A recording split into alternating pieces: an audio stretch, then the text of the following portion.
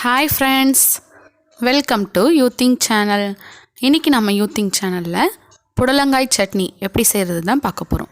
உடலுக்கு ரொம்பவே ஆரோக்கியமான சுலபமாக செய்யக்கூடிய சட்னி எப்படி செய்கிறதுன்னு வாங்க பார்க்கலாம்.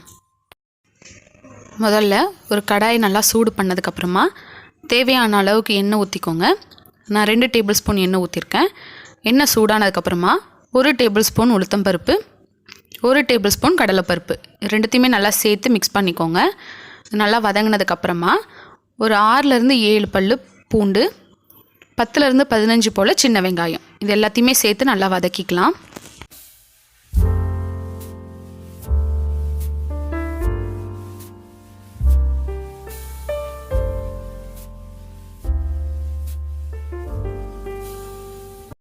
பூண்டு வெங்காயமும் வதங்கினதுக்கப்புறமா 2 காஞ்ச மிளகாய் சேர்த்து வதக்கிக்கலாம். அடுத்ததாக ஒரு தக்காளியை 4-5 பீஸாக கட் பண்ணி அதையும் இது கூடவே சேர்த்து நல்லா வதக்கிக்கலாம்.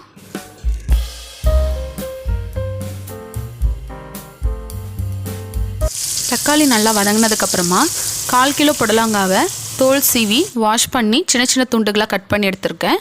அதையும் இது கூடவே சேர்த்து நல்லா வதக்கிக்கலாம். புடலங்காய் நல்லா எண்ணெயில் வதங்கி வரணும். இந்தளவுக்கு நல்லா வதங்கி வந்ததுக்கப்புறமா தேவையான அளவுக்கு உப்பு சேர்த்துட்டு நம்ம அடுப்பை ஆஃப் பண்ணிடலாம். இப்போ இது நல்லா ஆற விடுங்க.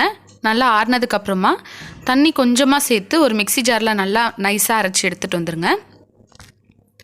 இந்தளவுக்கு அரைச்சதுக்கப்புறமா அதை ஒரு பவுலில் நம்ம மாற்றிக்கலாம். கடைசியாக நம்ம எப்போதும் சட்னியை தாளிக்கிற மாதிரி இதையும் தாளித்து எடுத்துகிட்டு வந்துடலாம். அவ்வளோதான் ஃப்ரெண்ட்ஸ், புடலங்காய் சட்னி ரெடி ஆயிடுச்சு. சுட சுட இட்லி, தோசை, சப்பாத்தி, சாதத்து கூட இது ரொம்பவே நல்லாயிருக்கும். நீங்களும் இதே மாதிரி செஞ்சு பார்த்துட்டு உங்களுக்கு எப்படி இருக்குது, பிடிச்சிருக்கான்றதை கீழே கமெண்ட்டில் சொல்லுங்கள்.